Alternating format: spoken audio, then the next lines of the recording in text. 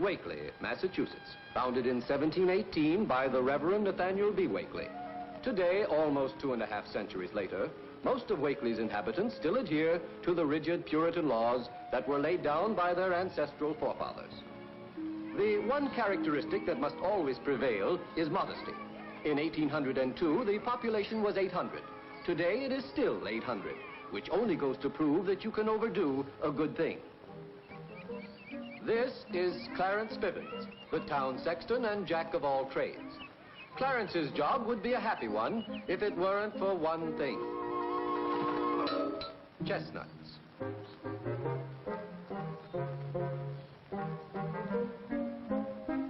Of course, this job doesn't pay much, but at least it's steady. Furthermore, Clarence has a sideline, and he does quite well with it, especially in the summer, when hundreds of tourists visit Wakely to gaze in awe at its historic shrines and to read with reverence its many historic markers. Looks like you have some customers, Clarence, over at the church. Thanks. You're welcome. Seems like the Wakely family did just about everything in this town. Morning, folks. Well, good morning. Hey. I'll be more than glad to show you around. Oh, how nice. Well, that's very kind, but we don't want to trouble you. Oh, it's no trouble at all. Shall we start here with the church? That'll be fine. The original church was built on this exact spot by its first minister, Nathaniel B. Wakely. He was the founder of the town of Wakely. Directly ahead is his original pulpit. Nathaniel B. Wakely I, he had 2 children, a daughter, Catherine, and a son named after his father, Nathaniel. Nathaniel B. Wakely II, he was among the gallant Minutemen who rose up against the tyranny of the English king, George III. It was he who, during the battles of Lexington and Concord, strolled through the English lines. Mr. Dillaway, another payment on account. Coming right up. Oh. I timed it right this time, eh, Mr. Van Arden? Ah, you bet you did. Thanks. You know, I don't mind admitting. Looks like I made a pretty good trade. Ah, then you like my little contribution to the general decor of the town of Wakely. I guess I do. Do you approve of that bold neoclassic motif? Yeah, sure. Composition satisfactory? Very fine. What about the perspective? They're pretty good, too. Ah, fine. Then I don't mind admitting I made a pretty good trade, too. I shall now dispose of a little of my salary. Salute. Good morning, Mr. Dillaway. Oh, good morning, Miss Katie. Isn't this a fine day? Yes, indeed, Miss Katie. Very fine.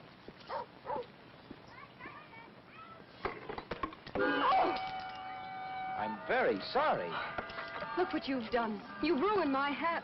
I said I was sorry. I was painting a sign. This happens to be a hat, not a sign. Oh, that's open for discussion. Oh, wait a minute. I'll fix it up for you as good as new. Hold that. Now look at it. As good as new? Don't you worry. With a few deft strokes of the brush, you'll see. In just a few moments, we'll transform this ugly smear into one of the most beautifully hand-painted originals you've ever seen. Ah, there we are.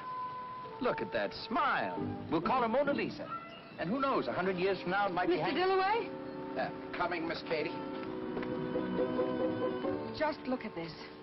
Mr. Dillaway, I was under the impression that you could only sell intoxicating liquors on your premises. Oh, I wasn't selling, Miss Katie. You see, we made a deal. This gentleman promised to paint me a new sign for a dozen bottles of ale. Well, it looks as though you must have paid the gentleman in advance. Who is that? That's Miss Catherine Standish, niece of Priscilla Wakely, who runs this town. And am I going to hear from her?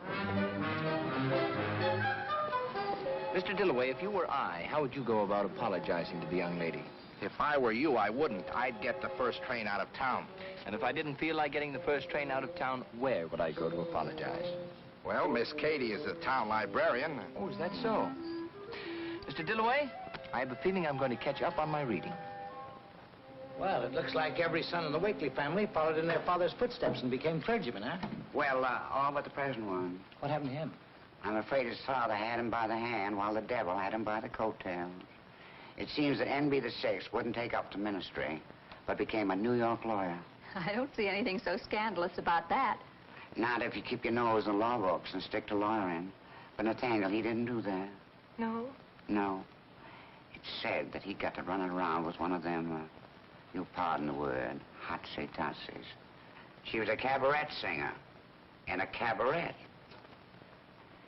His picture was in the paper, drinking champagne out of this hotsy, pardon the word again, totsy slipper. Yeah?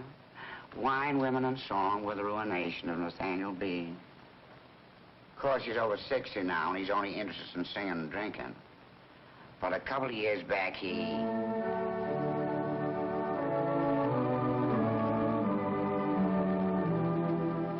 That's Miss Catherine Standish practicing next Sunday's hymn.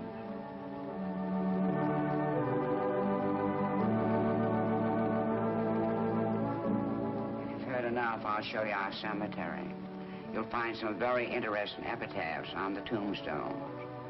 Some of them are real cheery-like.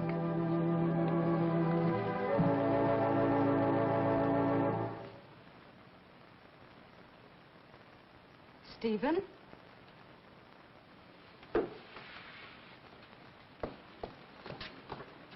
Stephen Goodrich. May I see what you've been reading, please? Rocket Reagan in the 31st century. Oh, Stephen, how can you read this sort of trash? That's very scientific stuff. Scientific. You're coming to the library with me. Yes, sir. You may go to lunch now, Mr. Pritchard. Thank you, Miss Standish. With so many worthwhile books in the world, Stephen, I don't know why you'd ever choose a comic book. Now, let's see. Turn your head, please, Stephen. Yes, sir.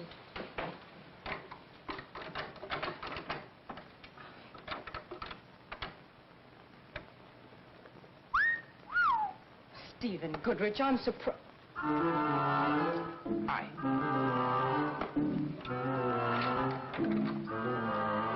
Now, this is the type of literature a young man should read. The story of King Arthur. Sounds awful dull. It is dull. Is there something I can do for you? Yes, is this a library? Obviously. You do lend books. Naturally. Then I'd like to borrow one. Will you just look around, and I'll be with you in a moment. Thank you. Stephen, the story of King Arthur happens to be one of the best narrative novels ever written. It's very interesting. Corny. It's a literary classic filled with fine, wholesome characters. And yet you're going to find it just as exciting as your comic books. I doubt it. As a matter of fact, Stephen, the young lady is right. This is a humdinger of a book. Would you mind if I told him a little bit about the story just to get him interested? Why, no. Thank you. Well, son, this King Arthur, he was a very social sort of guy. He lived in a little town called Camelot. He had about 100 men. Oh, and they were nice, wholesome characters who spent all their time at a big round table, eating, drinking, drinking and eating. They never did a lick of work. Now, when they got bored at sitting at this big round table, they'd tie a lady's garter around their sleeve and go out looking for trouble. And if they couldn't find trouble, they'd scare some up.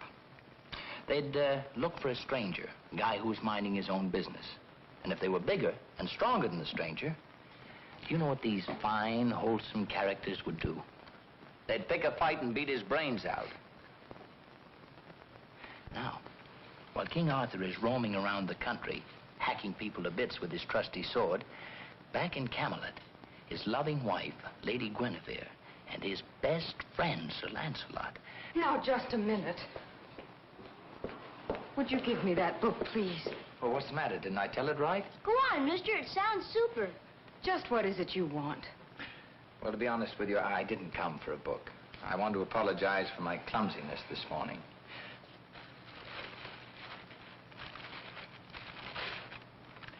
I hope this makes up for it. Don't you like it? Well, it's very pretty, but people in Wakely aren't in the habit of accepting presents from strangers. But I'm not a stranger. I'm the guy who dropped paint on your hat. Stephen. I thought that was funny. Thanks. We're going to be friends. And I hope we are, too. Good day. But the hat. Will look very becoming. Believe me.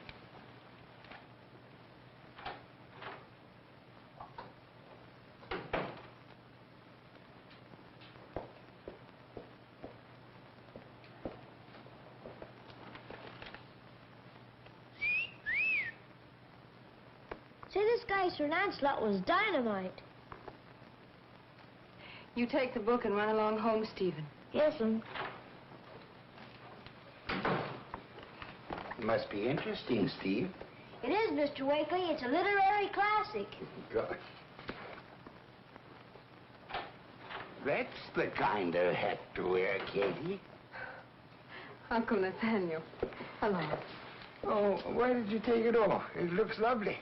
I bet it didn't look half as lovely in the shop window. You looked as if you just stepped out of a picture. A very pretty picture.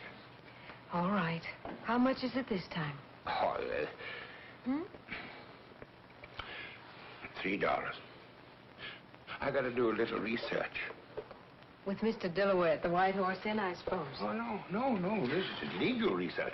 I've got to buy a copy of the Massachusetts Fish and Game Laws. Oh. Well, we just happen to have a copy of it here, Uncle. Came in last week. Oh, is it an early or late edition? The very latest. Too bad. I can't use it. I've got to have an old one. Oh. Well, in that case... I hope you realize it's very embarrassing for me, Katie. Library. Have you seen your Uncle Nathaniel this morning, Catherine? Have I seen Uncle Nathaniel this morning, Aunt Priscilla? Did you try his office? He's not in his office. Never is. Well, when you see him, give him this message. Yes, Aunt Priscilla. Yes, Aunt Priscilla. And if he's not home on time, he'll eat in the kitchen. Yes, Aunt Priscilla. What did you want? She says you'd better be home in time for supper. Yes, Aunt Priscilla. She was very insistent. Reverend Turner's coming over. Oh, gosh, he dined at our house twice this week. Hasn't that pulpit pounder got anywhere else to go? Oh, Uncle. Well, he is. I've never known a man deliver such physical sermons in my life, and all of them as dry as a... Well, I think I better get along to the bookstore. Uncle, don't forget to choose some clothes after you finish your research. Oh, that's silly.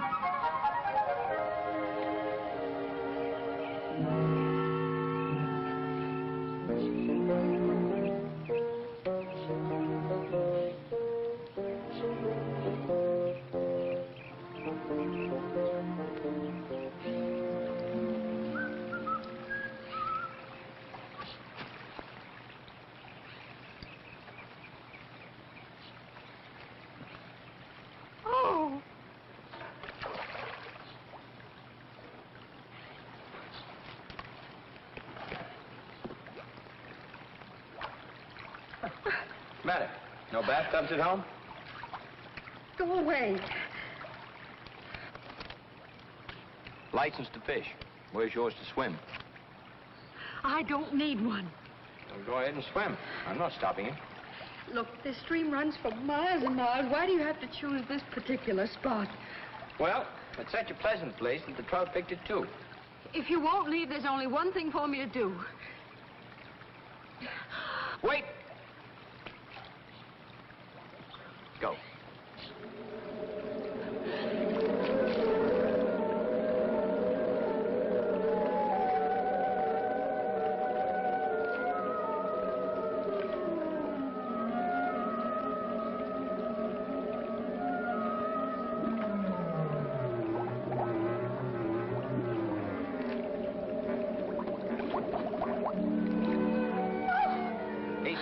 That wasn't as good as the first time. You know, they tell me that in the South Seas, there are native boys that... I'm not interested in the native boys. Oh, really? Good. I'm glad to hear that. There's nothing I like better than a clear field. Won't you please go away? I can't stay in here all day. You're making so much racket, how do you expect me to catch any fish? Look, I've got a lot of books to deliver. People will be waiting for them. Okay. But never let it be said that Peter Van Arden stood in the way of educational progress. I leave you, young lady, with a sincere hope that I'll be seeing more of you. Why, of all the...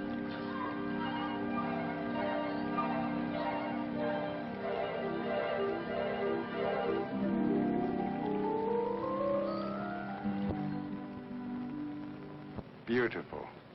Thank you, sir. Lover of fine art, I see. Oh, lover of fine horses. Well, that's a mighty fine-looking animal. Duchess Lace.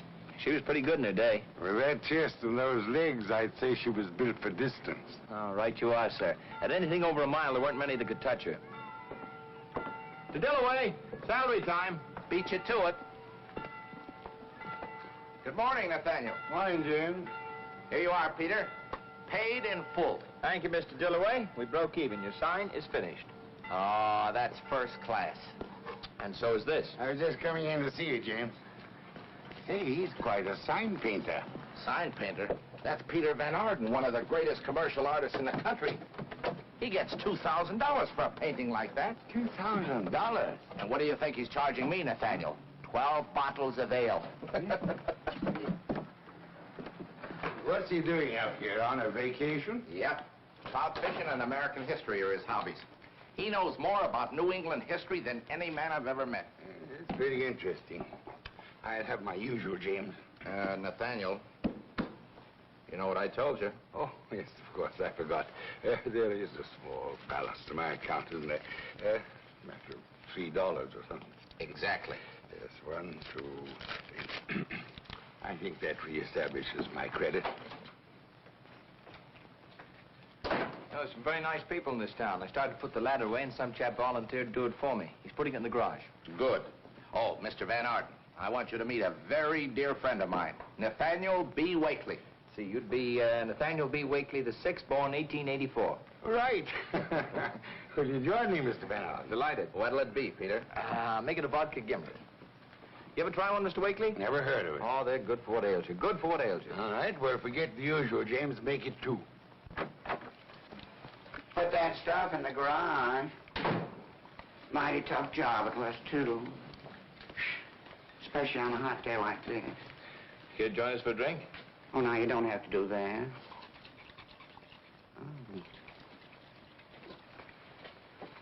Oh. Hello, Nathaniel. Hello. Didn't expect to find you here. Come to think of it, I didn't expect to be here myself.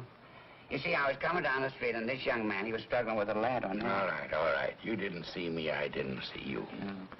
I don't think it's necessary to ask if you two know each other. You are, Peter? Thank you. What do you call that? That, my friend, is a gimlet. A gimlet? Mm-hmm. Go ahead and drink hearty. Don't wait for me.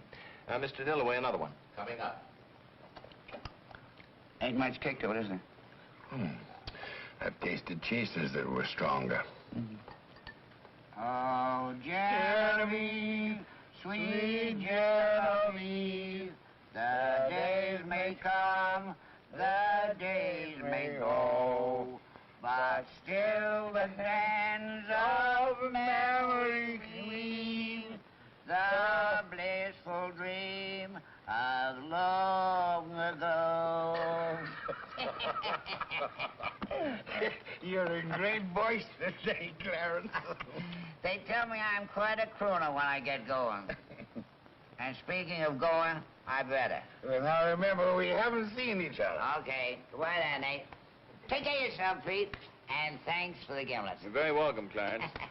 Is painting horses your specialty, Peter? No, but painting fillies is. What's the difference? Show Nathaniel our collection, would you, Mr. Dillaway? Have you a collection? Yes, and a very complete one, too. Complete in every detail. Oh. Ah, yes.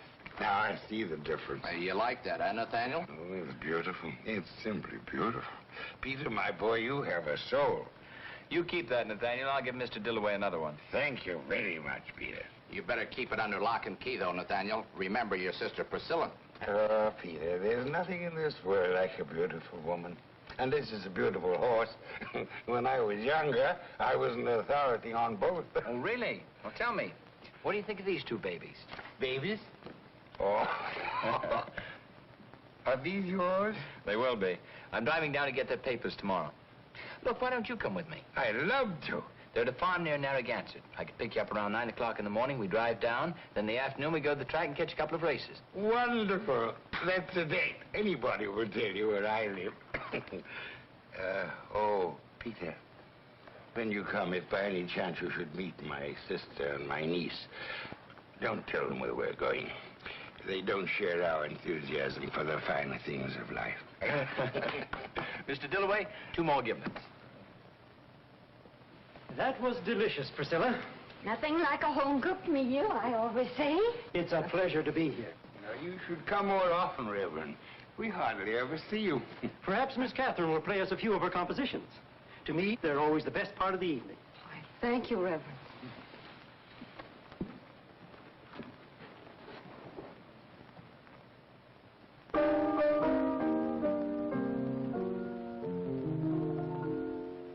There's a little old Cape Cod cottage in a little New England town where I wish someday I could settle down.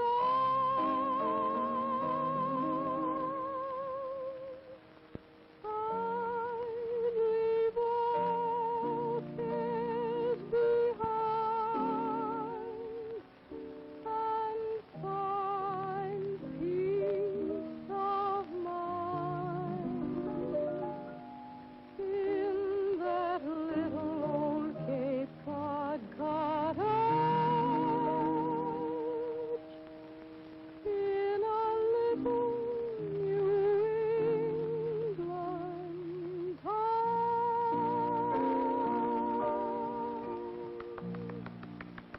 Lovely. Simply lovely. Thank you. Catherine, my dear, I don't know why you don't try to have that one published. That's very nice, but I don't think it's that good, Reverend.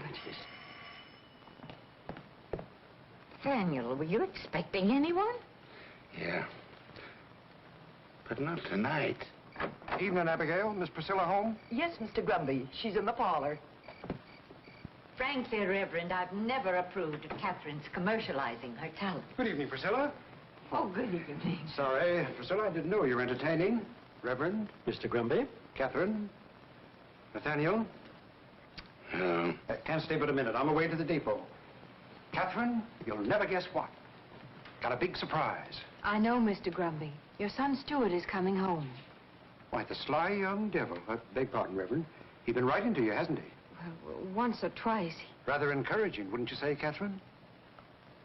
Yes, isn't it? Too bad you can only stay for a minute, Merrill. Oh, yes. I just dropped in to tell you that I had a call from the contractor in Thornton just before I closed my bank. His specifications are ready for the church repairs. Good. What about the loan? If the specifications meet with my approval, I'll lend the church enough to cover the repairs. That's very generous of you, Mr. Grumby. Very. Only 4%. He charges everyone else 6%. I'm afraid I'm one banker who lets a little sentiment interfere with business. I'm driving down to Thornton in the morning to make the down payment. I'd like Nathaniel along to check the contract. Tomorrow? He'll be ready to go with you whenever it's convenient. Fine. Now, if you'll excuse me, we mustn't keep Stuart waiting, must we, Catherine? No, we mustn't. Good night. Good night. Oh, why did you tell him I'd go? I have an appointment tomorrow. What kind of appointment? I'm going out of town with an important client. What important client? Just about the most important commercial artist in the country. Mr. Van Arden. Never heard of him. Not Peter Van Arden. Yeah, see? Katie's heard of him. I certainly have. Uncle Nathaniel, what kind of business could you possibly have with a man like that? Tomorrow we're going out to his farm to have a look at a couple of his babies. That can wait. Oh, no, it can't. Tomorrow's the last day he can get the papers that prove that they're legally his. Perhaps this is in my department, Nathaniel. Oh, well, this is a lawyer's matter. But where's their mother? One of them's in Kentucky. He shipped the other one out to the West Coast. Each has a different mother. Nathaniel, this is my department. Now, Reverend, it's not for us to judge. You said that yourself. Nathaniel, I forbid you to have any business dealings with a man like that. But, Priscilla, you know what artists are. What we think is all wrong is perfectly acceptable to them. Besides, like a minister, a lawyer's duty is to bring these poor, unfortunate people back to the fold. He's right, Priscilla. Your attitude is most commendable, Nathaniel. I may base my sermon on this next Sunday. Well, if you think it's all right, Reverend, I'd better leave word at Mr. Grundy's house that you won't be able to make it tomorrow. Think I have his telephone number in my desk? Uncle Nathaniel, after what I've seen and heard of this Peter Van Arden, you're just wasting your sympathy. Why, any man who could do what he's done. Oh! Oh! Reverend, go and get some water. Katie, call Abigail. Gosh.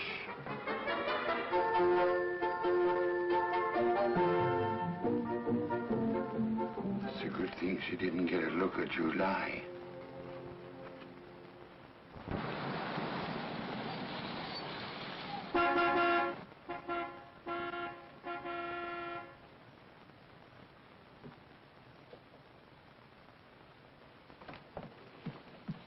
Uncle Nathaniel, he's here. Oh, well, Kitty, please go tell him I'll be right there. I don't want to keep an important gentleman like Mr. Van Arden waiting. Gentlemen, after what he's done, Oh. sending one mother to Kentucky and shipping that other poor unfortunate girl out to the West Coast.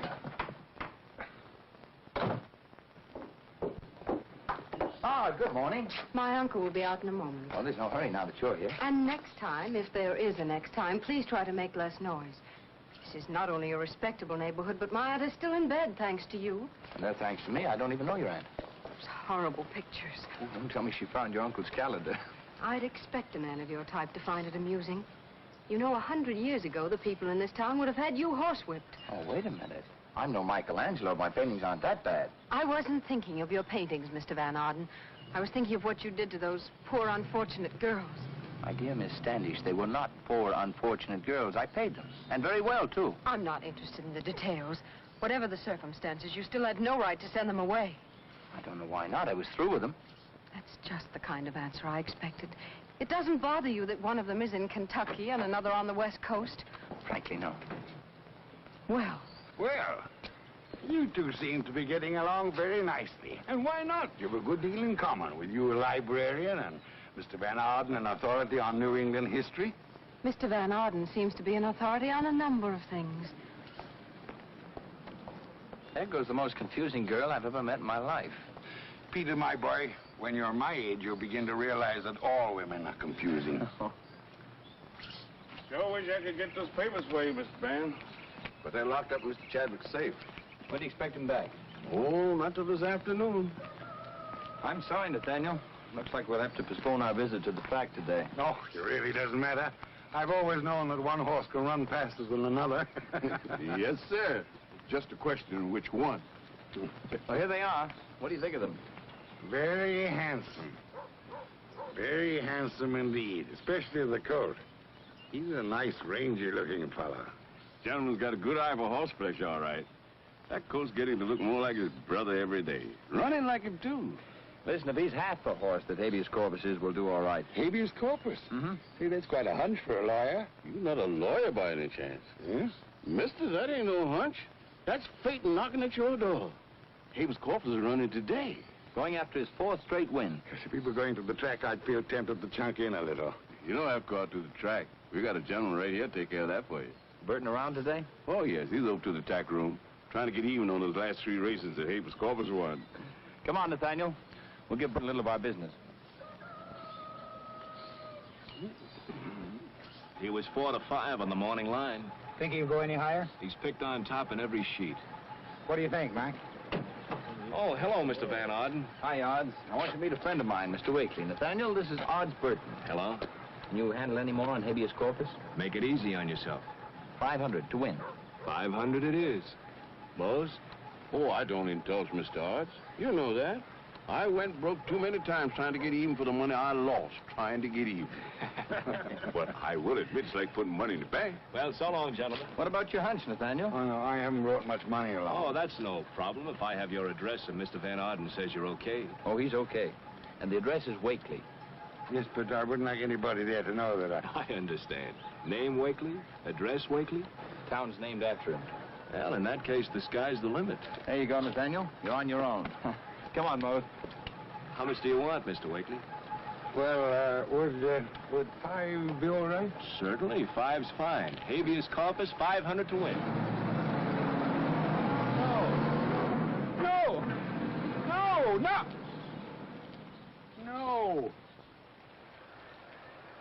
And now, racing fans, the feature race of the day, the Chestnut Hill Handicap, 6 furlongs for 3-year-olds and upward. There are now 7 starters who have been scratched because of the sudden downpour. Here they are in the order of their position. You're quite sure that sloppy track won't hurt his chances? No, sir. That horse got webbed feet. I hope you're right. Believe me, he'll need him in this rain, Nathaniel. It's a lucky thing we didn't go to the track. And there they go. Habeas corpus breaks on top. Shelby is second. Barrelhead is third. And pick him up. Now, gentlemen, you can count your winnings. They'll never catch him. In the back stretch, it's Habeas corpus by 2 lengths and running easily. Shelby out on the outside is second by a nose. Barrelhead is third by a length, and pick him up is still on the Come on, Habeas corpus. It's still Habeas corpus by 2, Shelby and Barrelhead. Pick him up is starting to move on the inside. They're turning for home. It's Habeas corpus, Shelby and Barrelhead. Barrelhead is dropping back. Pick him up is making That takes care of him. It's Habeas corpus, Shelby and pick him up. And pick him up is moving very fast into the home stretch. It's Habeas corpus by a length. Pick him up and Shelby. It's Habeas corpus and pick him up. Go to the whip. I go to the whip. It's Habeas corpus and pick him up. They're head and head. It's Habeas corpus and pick him up coming down to the wire and pick him up wins it by a nose. Habeas corpus is second by 2 lengths and Shelby is third.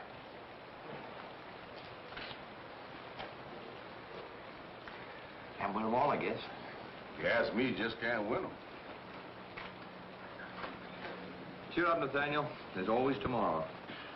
Yeah, that's what I'm thinking about.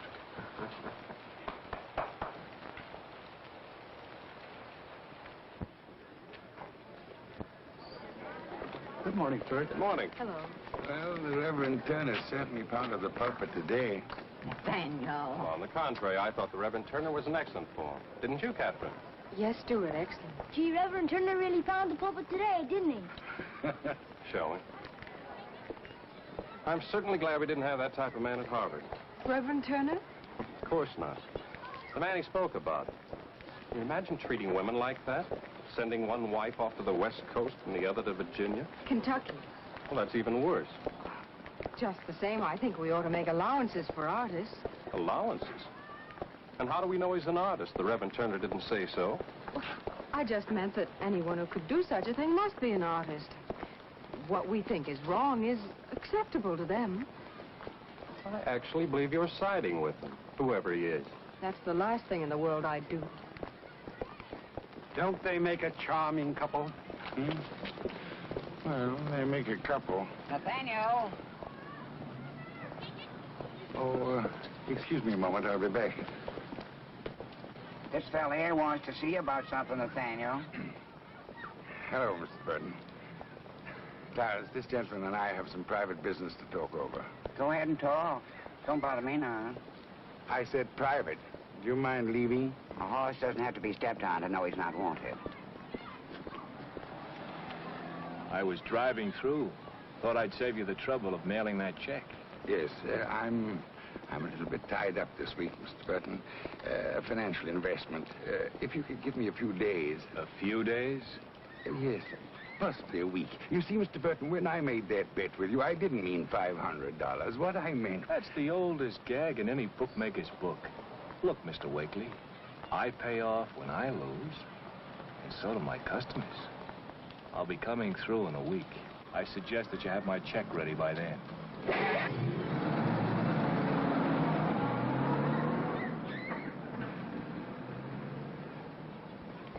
Nathaniel, who's your friend? Client, sort of. Drives a fine car. What line's he in? Books. He makes them. He wants to discuss an investment. Investment, eh? Well, if you can use any of the services of my bank... Come to think of it, I can. Priscilla, why don't you join the younger folks? I want to talk over a little business with Merrill here for my client. It's very personal. Well, don't be too long. Come into the office, Merrill. All right, Nathaniel. Now, what's the deal? Merrill, what are the chances of negotiating a loan with your bank? Very good. Good. How much? $500. Only 500? Yeah, that's all. Have your client drop in and see me, and if his credit is satisfactory, I'll make the loan. No, it's not for him, it's for me. For you? Nathaniel, have you been getting yourself into trouble again? Of course not. Then why don't you go to Priscilla? I don't want her to know anything about it. What collateral have you? Just my good word, that's all. Your word is not good enough. Nathaniel, there's your collateral. What do you mean? I'll let you have the money if you will encourage a certain marriage. Why, you old rascal. I had no idea. You're Priscilla. Don't be an idiot. I mean Catherine and Stuart. I couldn't and I wouldn't do a thing like that. Catherine has every right to choose for herself whom she wants. Those are my terms. All I have to do is to encourage the match. If you do that, I'll let you have the money immediately. Good. Immediately after Catherine announces her engagement. Oh.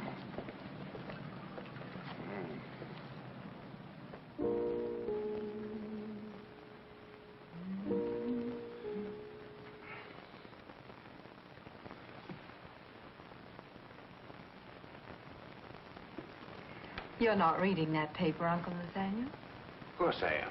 You've been on that same page for an hour. What's worrying you this time? You. Me. Sit down, Katie.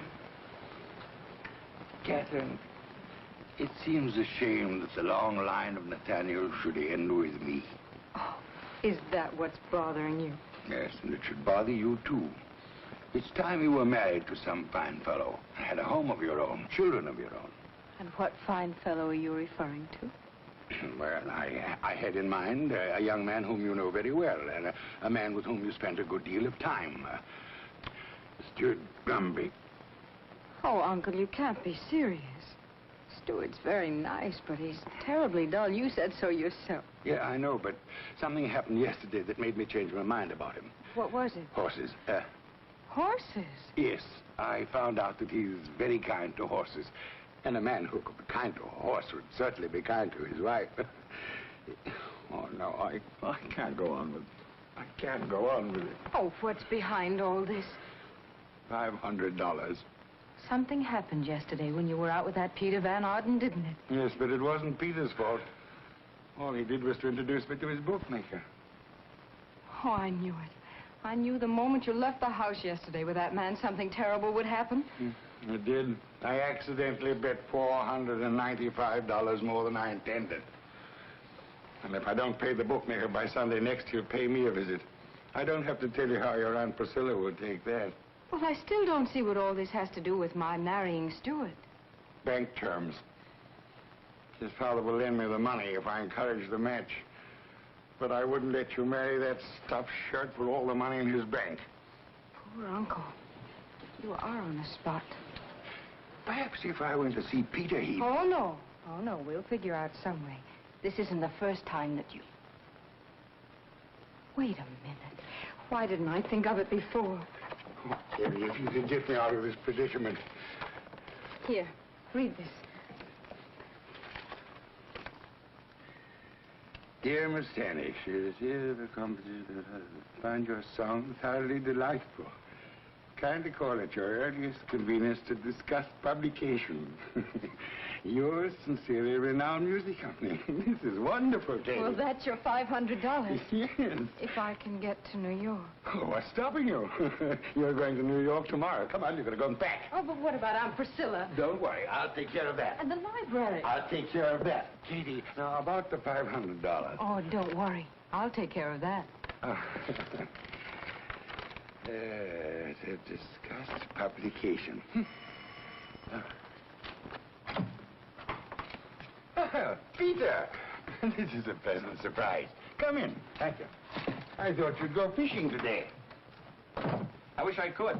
I'm driving New York this afternoon. I just dropped in to say goodbye. Will you be back this way soon? I hope so. Say, Nathaniel, do you think I could see your niece for a minute before I leave? Oh, I don't think that would be wise. I'll give her a message if you like. She's upstairs packing. Packing? Is she going away? Yes, she's leaving for New York tomorrow by train. Tomorrow? By train? If there's anything I can tell her. No. It's not important now. Thanks anyway. It's very nice of you, Vicar. Well, Nathaniel, where are your manners?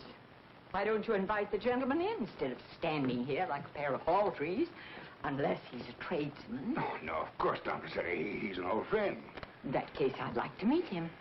Yes, Priscilla, allow me to present Mr. Cockabloom. Delighted to meet you, Miss Wakely. I didn't quite get the name. Van Arden. Peter Van Arden. How do you do, Mr. Van? January!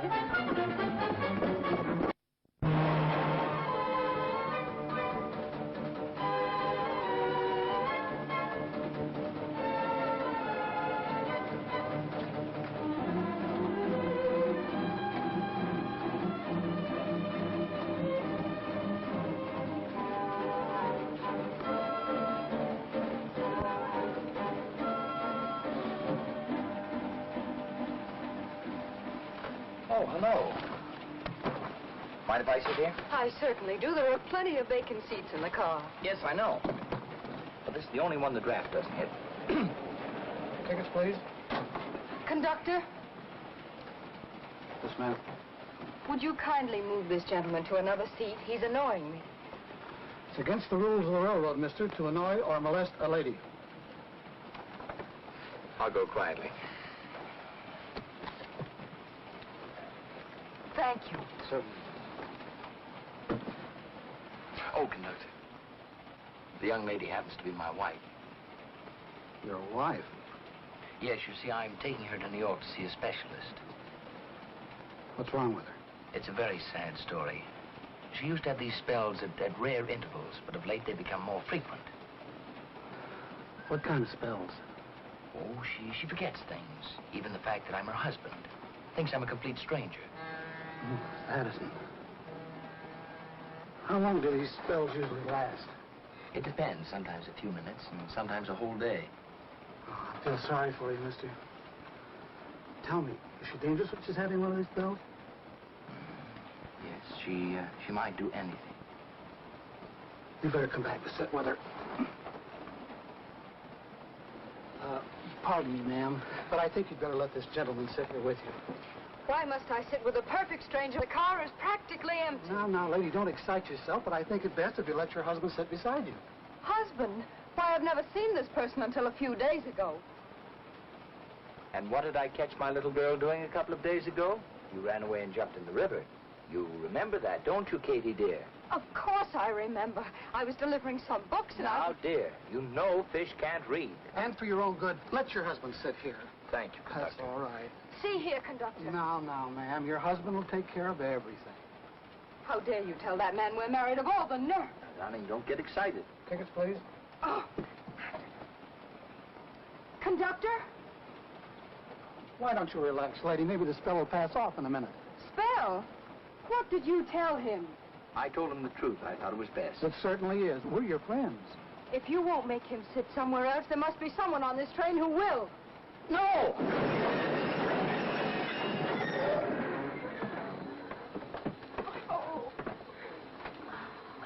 I told you this might happen. Well, it better not happen again. There's a heavy fine and up to 3 months in jail for the unauthorized stopping of a train. Ah, you hear that, dear? Well, don't worry. I'll keep my arm around her. Well, you better keep something around her. It's lucky for you, young lady, that you're not mentally responsible. Not mentally It's all right, folks. Everything's under control.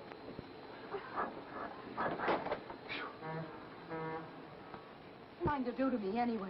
Thanks to you, he thinks I'm a half-wit. And take your arm away. Now, darling, it's your husband's my duty to keep you out of trouble. Well, you just better see about keeping yourself out of trouble. My employment certificate clearly states that I am unmarried. So it does. Conductor?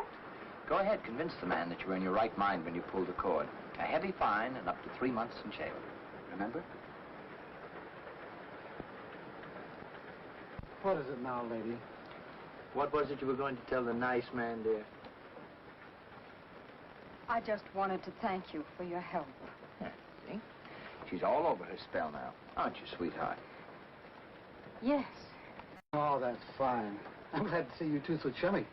That's the way it should be. Thank you, conductor. Well, now that we're being so chummy, who was the goop that saw you off on the train? Goop? The conductor.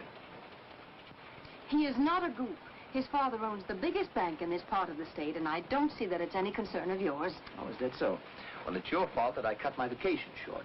My fault. When I saw you in the water, I got a wonderful idea for a new picture. I was driving back to New York to get started on it when I heard you were going to be on the train. Mr. Van Arden, I'm not the least bit interested in your personal plans. Oh, but you should be. You see, as long as you were the inspiration, I thought you'd be the perfect model. Are you suggesting that I pose for one of those pictures? I don't know why not. I'd pay you well. I'm afraid not enough. Furthermore, I'm about to make all the money I need, thank you. A music company is about to publish one of my songs. Oh, really? Oh, congratulations. But if you do change your mind about posing, my number's in the phone book. Calling you, Mr. Van Arden, would be the last thing I'd think of doing. Come to Papa, darling. Here comes the man again. Here. Everything all right? Oh, just great.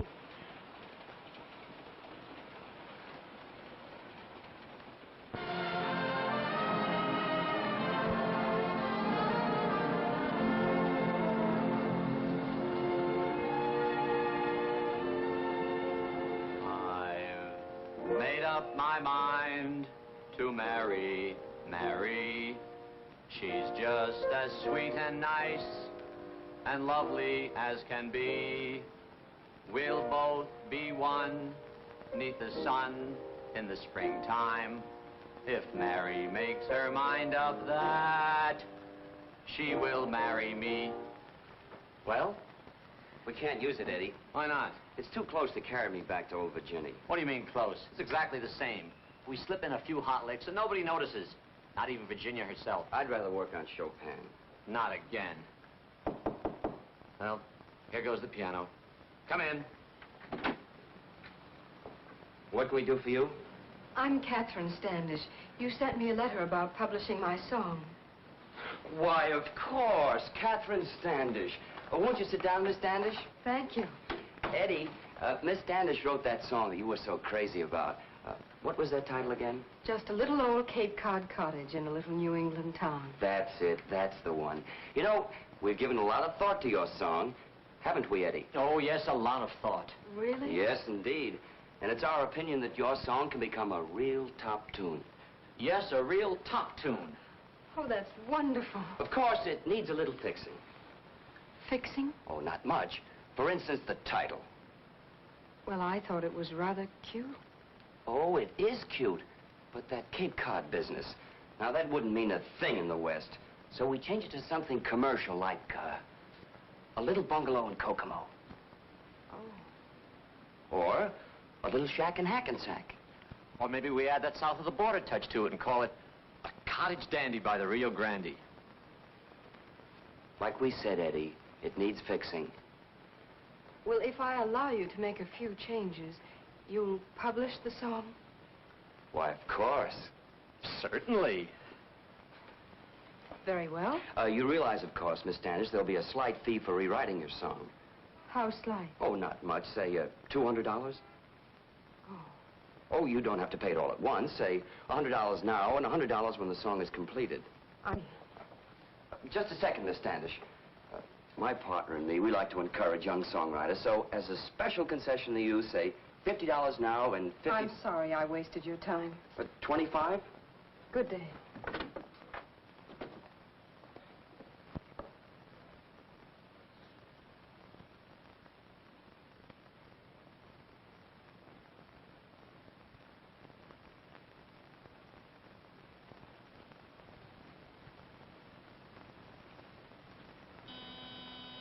Hello?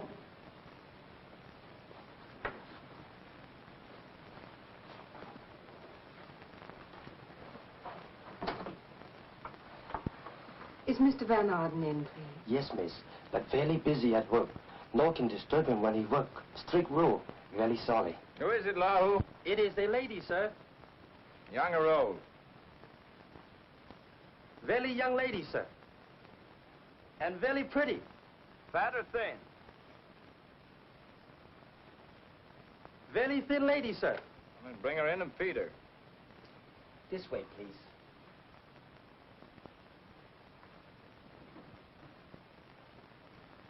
The lady, sir. Katie! It's a wonderful surprise. I'm glad you changed your mind. Please don't misunderstand, Mr. Van Arden. I'm here on business. Whatever the reason, I'm glad you're here. Business, huh? Yes. Taffy, that'll be all for today.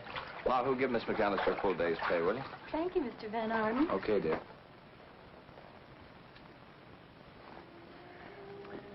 They're not going to publish your song, huh? Look, you see all these paintings on the wall? My first work and my best. But nobody wanted to buy them. I had to turn to commercial art. Maybe your song's too good for them. They didn't leave me with that impression. Say you came here on business? Suppose I were to change my mind about posing for you. How much? $100 a day. Oh, no, I didn't mean about the money. I meant... How much? Don't worry about it. You'd be up to your neck in lily pads. All right, then I'll do it. I just have to have the money. Someone very dear to me needs it desperately. The goop? Well, of course not. And I told you before, he's not a goop. Okay, it's a deal. Can you start right now? I guess so. Lahu. Yes, sir. Will you show Miss Standish to a dressing room? Katie, you'll find a lot of bathing suits in there. You pick out one you like. This way, miss. This one very, very pretty, boss. What kind of model? Miss Standish is a model of dignity and decorum. Oh. Whatever those are, Mr. Van, she's sure gonna sell plenty of them. Mr. Van Arden.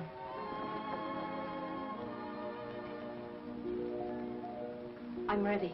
Oh, are you? Uh-huh. Don't you think you'd better remove the robe?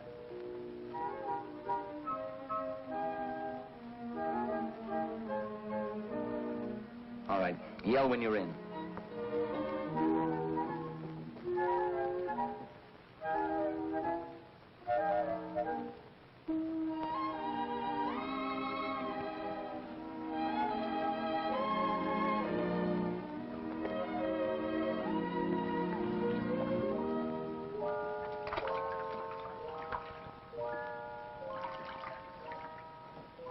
I'm in. Well, come on up a little. I'm not painting the top of your head. Come on up a little more.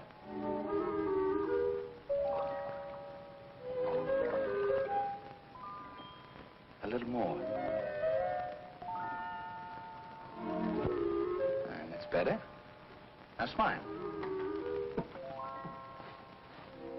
I can't. Well, force yourself.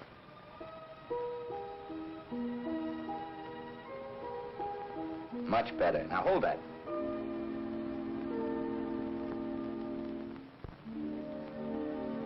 I said smile.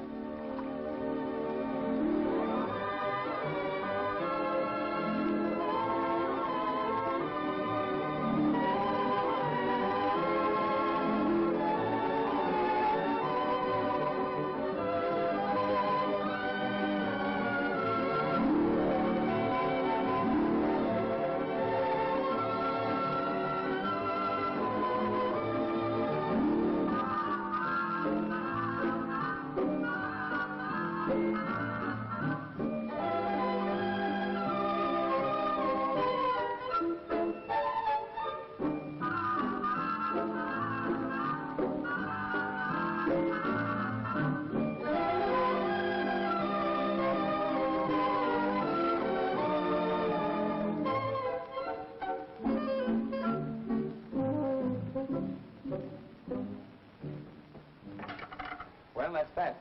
Is it finished, Peter? As finished as it'll ever be. Would you like to see it? Uh-huh. Oh, Peter, it's lovely. I mean, your work, of course. I've got a wonderful idea for another one.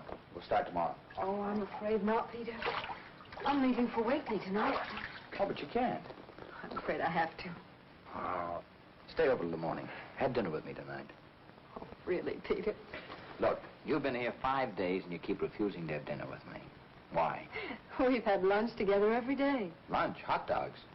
Come on, have dinner with me. We'll celebrate finishing the picture. All right. But I'll have to telephone home. They're expecting me. Peter, we'll have to go to some small, out-of-the-way place. Katie, wherever we go, you'll be the prettiest girl there. Just because you feel that way, I wish I had something special to wear. When you make a wish like that, you've got to rub a lamp. Oh, Peter, really? Oh, on the level. Now, you close your eyes and rub the lamp. Go ahead. I'll make a wish. I wish I had something special to wear tonight. For you, Miss Standish. You see, my faithful genie. Go ahead and open it.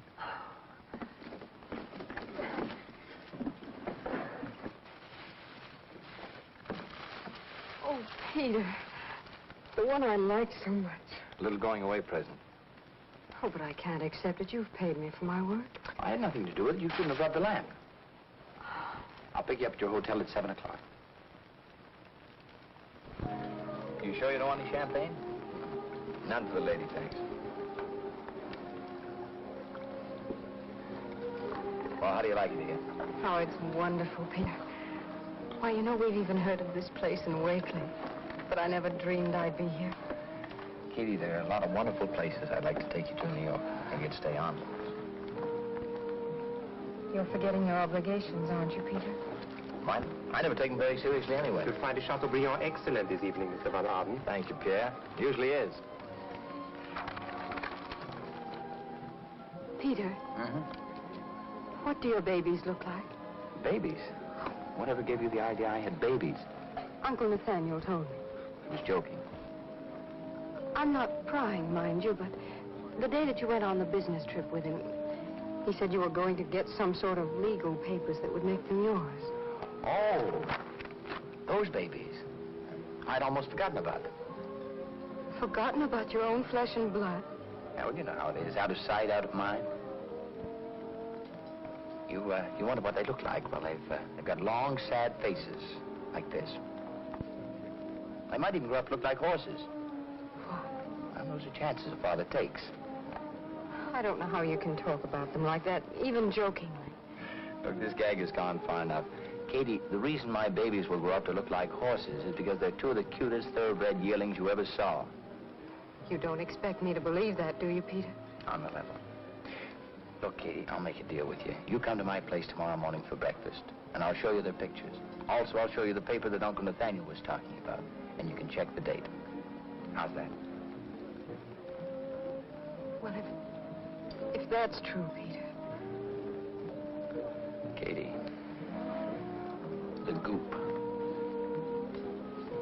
Stuart, what are you doing here? I flew down from Boston to find out what you're doing here. Well, I'm having dinner with Mr. Van Arden. Mr. Van Arden, this is Mr. Grumby. Care to join us? Catherine, you told your aunt you were coming to New York for 1 day. Here it is 5. Well, I phoned her and told her I'd be home tomorrow. You've been telling her that every day. So I decided it was high time you came home. You decided? Well, I think I'm old enough to decide a few things for myself. She's absolutely right, Mr. Goop. The name is Grumby. Oh, Grumby, excuse me. Listen, Catherine, I don't intend making a public scene by getting involved in an argument. I came down here to take you home. Now, there's a train leaving at 11. I intend to be on it either with you or without you. Well, then be sure to get a magazine. Then you won't be lonesome. I'll be waiting at the station. You have until 11, Catherine. Oh, the nerve of that goop. Katie, you're terrific. I never knew there was so much steam under that iceberg. As long as I can remember, Aunt Priscilla has always told me, you're a Wakely Catherine. You mustn't do this. You shouldn't do that. And now, Stuart. Well, from now on, I'm going to do the things I want to do. Starting with champagne.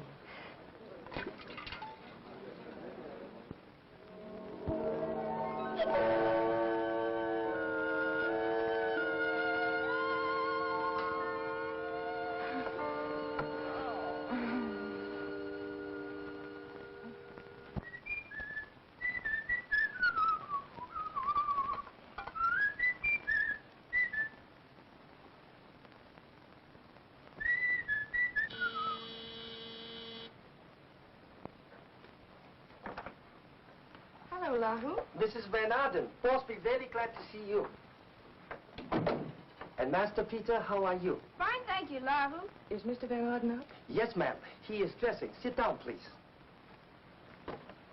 I didn't expect you so early, honey. Irene.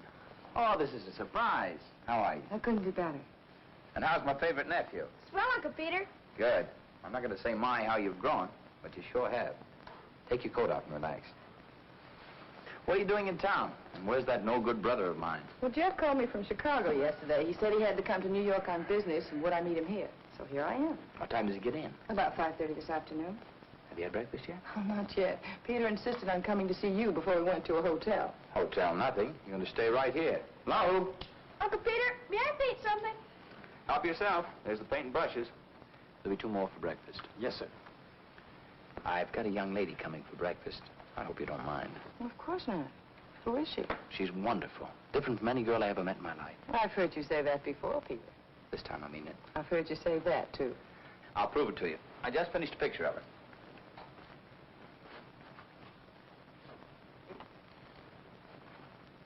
Well? From what I can see, I'd say she's quite a dish. How's the rest of her? That I refuse to answer without advice from counsel. You want to freshen up a little before breakfast? Good idea. Petey, there's a bowl of fruit on the table. You can paint it or eat it. In here, dear.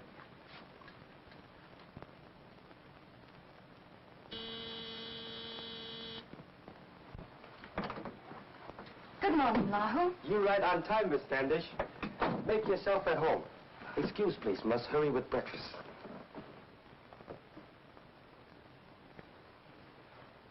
Hello. Hello. Would you like to pose for me? Are you an artist? Sure. Well, what's your name? Perhaps I've heard of you. Peter Van Arden. Mine is Catherine Stanton. What did you say your name was? Peter Van Arden. Oh, no. Sure. And I suppose you're here to see your father. That's right. We just got in from Louisville, Kentucky. Dad's been away a long time, but now he's coming home. Well, when you see your daddy, you give him this.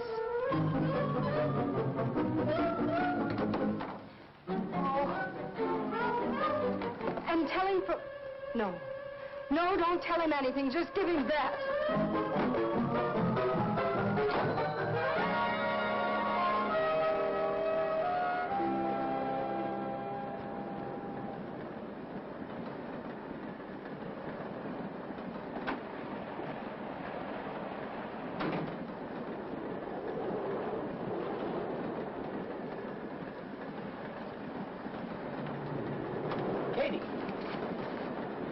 What happened? Why'd you run out on me? I don't think any explanations are necessary. Well, they are. I don't know what this is all about. Don't you? No. I'm checking every car and every train going to Boston. I barely made this one. Will you please go away and leave me alone? I'm not leaving until I find out what's wrong. I know I can explain. Oh, I'm sure you can. You're very good at explanations. Now, see here, Katie. Will you please go away, or must I call the conductor? Suit yourself. Conductor? Excuse me, lady, did you... This man is annoying me. Oh, no, not again. Specialist didn't help, huh? There is nothing wrong with me, and I haven't been to a specialist. Now, lady, don't get excited. Everything will be all right. Just let your husband... I haven't got a husband. The man is right, dear. If you'll just... Oh, no. Oh, not again. I've got my employment certificate. Here, read this. It'll prove that I'm not married and never have been.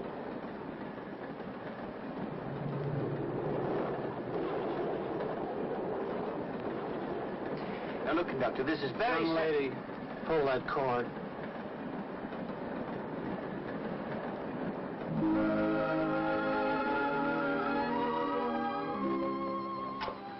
Library. One moment, please. For you, Katie. New York calling again. Tell them that. I know. Miss Standish isn't in. You'd think after 2 weeks that party would take a hint. Wouldn't you?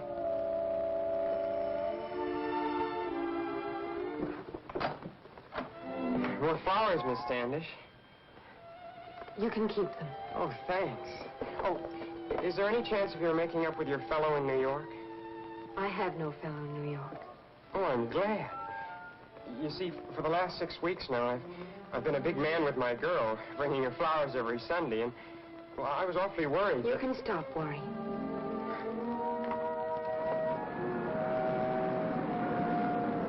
You can say what you like, Nathaniel, but if you're out to get fish, there ain't nothing like worms. Them artificial flies ain't worth a hoot. You remember that artist fellow was here 2 months ago, saying something or other? Bernard. Yeah, that's it. Supposed to be a great fisherman. But when he really wanted fish, do you think he used them artificial thingamajigs? No, sir. I used to sneak him a can of fresh worms every morning. Well, they certainly went for them today. How many did we get, Catherine? Catherine, how many did we get? How many what did we get?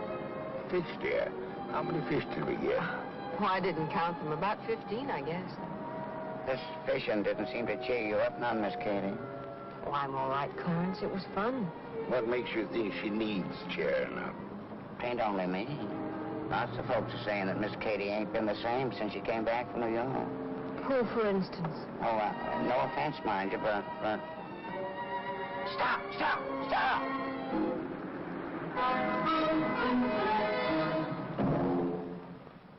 Happens to Betsy.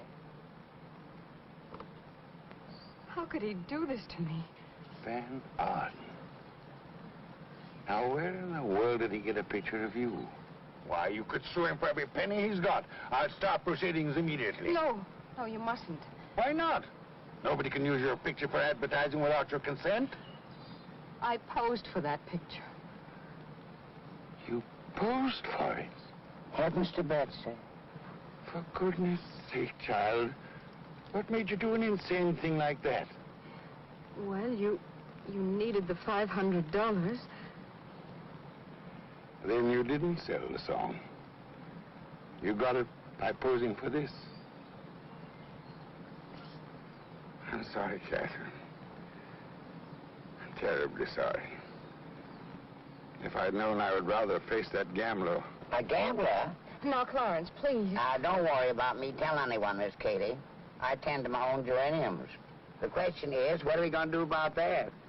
If the folks from Wakely ever get a look at it, you'll be in the same boat your Uncle Nathaniel has been in for years. I know.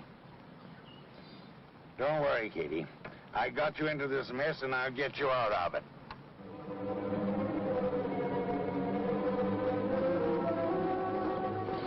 It's all clear. All clear, Clarence.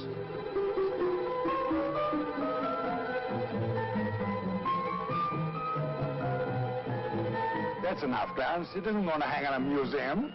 Wait till I dot the I. Don't think anyone would recognize me now. Not even your Aunt Priscilla. Come on, we've only just started on this smear campaign. This is for Aunt.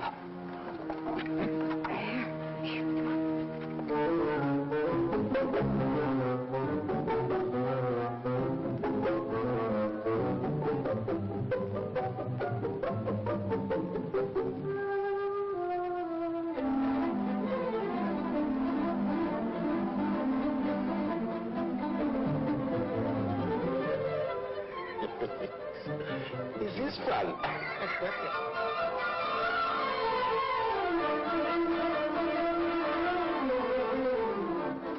Here comes a car. Hurry.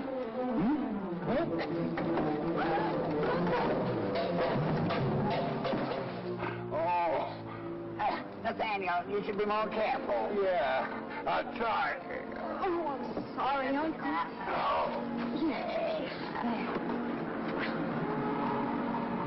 There they are. Just a minute. Well, you kids have had quite a time for yourselves, haven't you? Don't you worry. Officer, I'm a lawyer, and if you give me a little time to think... As a lawyer, you should know better. As for thinking, you'll have all night for that in the jail at Thornton. Shall we, go? Katie did? Katie did? Katie did? Katie did? Katie did? Good for Katie, good for Katie, good for Katie.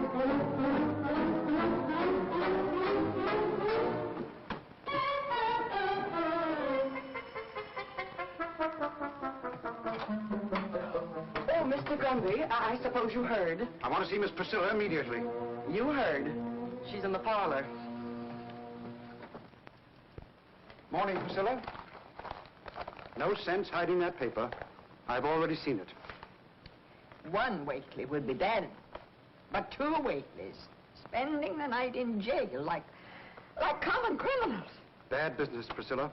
Very bad. Priscilla, we've been friends for a long time. And I believe I can come directly to the point.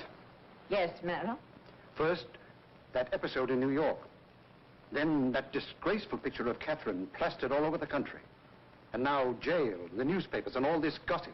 Are you trying to intimate that my niece is no longer good enough for your son? Oh, no, Priscilla, not at all. But I do feel that we ought to postpone any ideas of marriage. You know the people in Wakely. They don't forget a thing like this in a hurry. And with Stuart coming into the bank with me, well, you understand. How does Stuart feel about it?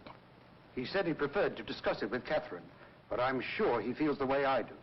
Just the same, I hate to see you leave, Katie. I guess librarians and scandal just don't mix, Mr. Pritchard. At least not in Wakely. Goodbye. I'm sure you'll manage very well.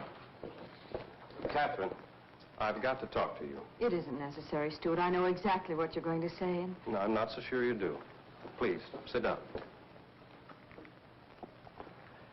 First of all, Catherine, I don't think this affair is as big and important as a lot of people in this town seem to think it is, including my father. I'm surprised you feel that way, Stuart. Well, I do. Catherine, I know I'm not the romantic type like this New York artist, for instance, but it doesn't mean that I wouldn't want to be. I know I may be a little stuffy and dull at times, but it's this town. It's the way I've been brought up. I know. It's the way we've both been brought up. Yes, ever since I can remember, it's don't forget who you are. The bank. You mustn't this, you mustn't that. It hasn't left us much time for fun. No. And from now on, I'm going to do everything I can to make up for it. Catherine. Katie. I don't care what you've done. I don't care what people are saying about you. I don't even care if the bank goes to pot. I want you to marry me. You're really a very wonderful person, Stuart. I guess I haven't always appreciated it. I'm tremendously fond of you, Katie. Always have been. You know that. I guess in a way I'm fond of you, too.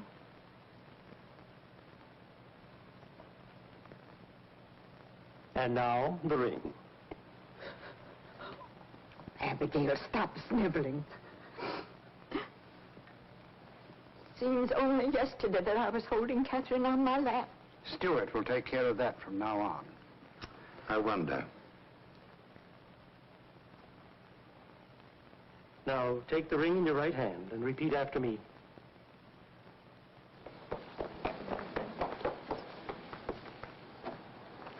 Excuse me, please. Excuse me. Stevie Goodrich, I thought you'd be up there pumping the organ. Clarence Bivens sent me on a nerve. Hope I'm not too late. Uh-oh. I am.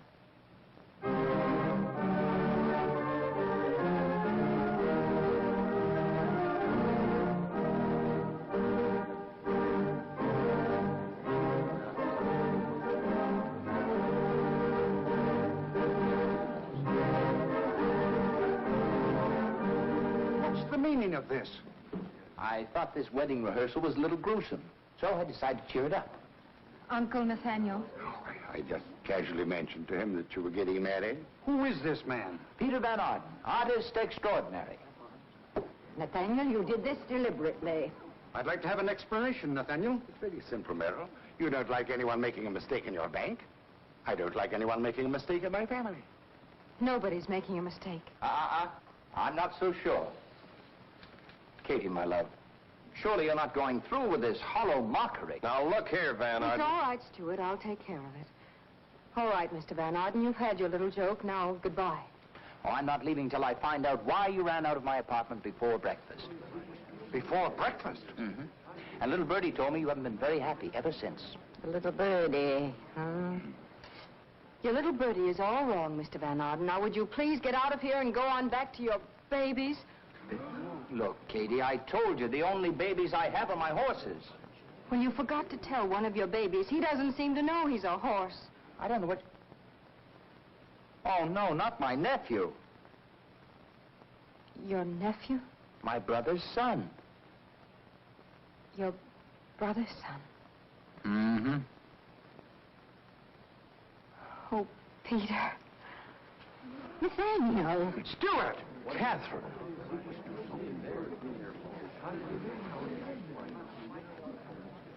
Don't just stand there, Stuart. Do something. Say something. Well, I don't think there's much I can say. I understand, Catherine. I only wish I could have been the one to put that look in your eyes. This is all very romantic. But, young man, if you have any feeling for my niece at all, you'll get out of town immediately. Aunt Priscilla. Miss Wakey, I happen to be very much in love with your niece. This is not New York, Mr. Van Arden. Nothing like this has ever happened in Wakely. This scandal will ruin Catherine's reputation beyond repair. Miss Wakely, that is ridiculous. I'm afraid she's right, Peter. You don't know the people of this town. Oh, don't I, though? And you say nothing like this has ever happened in this town before? Oh, we'll see. Gather round, folks. Since you're all so interested in choice bits of scandal, I have a beauty. Now, my hobby is New England history, and I've come across a spicy bit of information concerning your precious little town that'll curl your hair. If you're referring to Nathaniel's New York escapades, we know all about them. Oh, small stuff. This goes back even much further, to another Nathaniel, Nathaniel B. Wakely the first. Young man, there's nothing about this town that we don't already know. Oh, isn't there, though? Wait until you read this. Allow me, Priscilla. I did some research on this item and found it to be entirely authentic. According to this, the first Nathaniel Wakely was never a real minister. He was self-appointed. This is one scandal that the town really hushed up. For you see, if Nathaniel B. the first were not a real minister, then all your second generation of Wakelyites... Heavens to Betsy. They call me a black sheep. Looks like we're all from the same pole. Now, as far as I'm concerned, this choice historic little gem goes back into the archives whence it came. But if at any time you nice people of this town decide you want to gossip about the future Mrs. Van Arden, well, you understand, I'm sure. Reverend?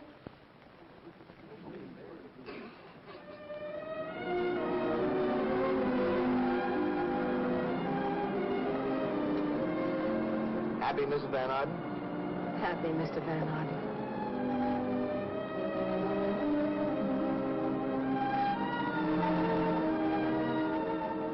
You know, Peter, I was just thinking. It's such a long drive to Niagara Falls.